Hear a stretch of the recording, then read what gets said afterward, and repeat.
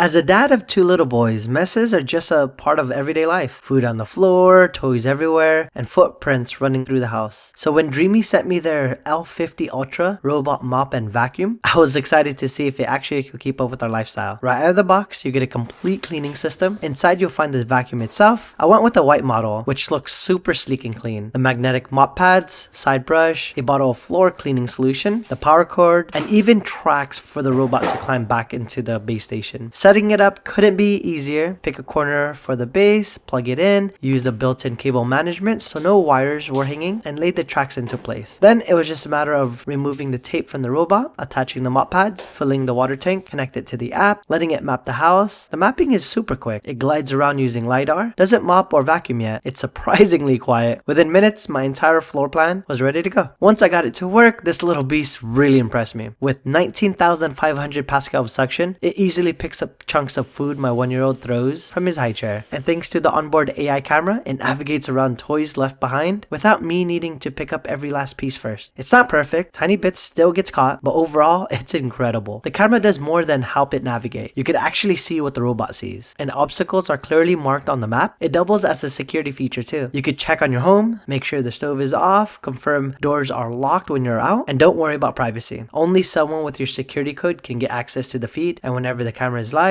the robot clearly broadcasts its recording. What I love most is the flexibility. You can vacuum only, mop only, vacuum and mop at the same time, and even mop after vacuuming. You could control suction power, water flow, and more. The clean and dirty water keeps things sanitary. The base station handles the heavy lifting. The dust bag holds up to 90 days worth of debris, and the water tank lasts me about 2 days, even when I run 3 to 4 mop cycles daily. As a no-shoe household, walking downstairs to a spotless floor has been a game changer. Guests don't leave with gray or black feet anymore, something I didn't realize was an issue until people started commenting, and it saves me so much time. When I clean the house, I just wipe the counter, let the crumbs fall, and send the robot out before heading upstairs. I even automate it to run every night at 2 a.m. through Home Assistant, and yes, it integrates perfectly, including maps and room settings. After living with the Dreame L50 Ultra, I get why premium robots are worth the price. Compared to my cheap one, the difference is night and day. For a dad of 2 little boys, not having to sweep or mop anymore has been a huge win. Honestly, I can't imagine our home without it now.